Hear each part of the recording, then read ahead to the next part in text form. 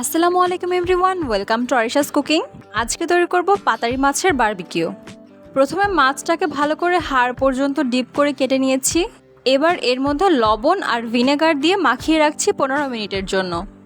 এতে করে মাছের যে একটা এক্সট্রা গন্ধ থাকে সেটা চলে যাবে, আর মাছের ভিতরে লবণটাও পারফেক্টভাবে যাবে। 15 মিনিট পরে মাছটিকে ভালো করে ধুয়ে এবার এটিকে ম্যারিনেট করার পালা।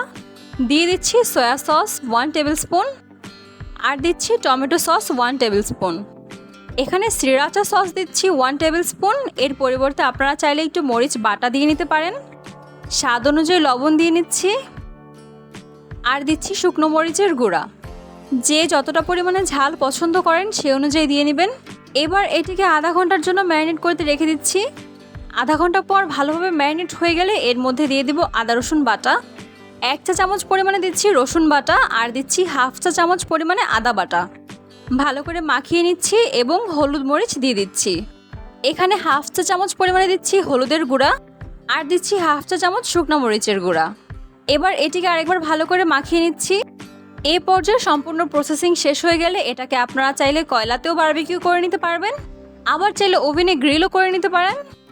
আমি যেহেতু ওভেনে করে নেব এর জন্য একটা ফয়েল পেপারে পেঁচিয়ে নিচ্ছি।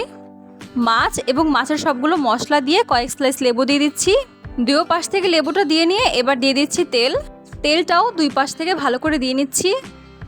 তারপরে এই ফয়েল পেপারটিকে ভালো করে পেঁচিয়ে নিচ্ছি।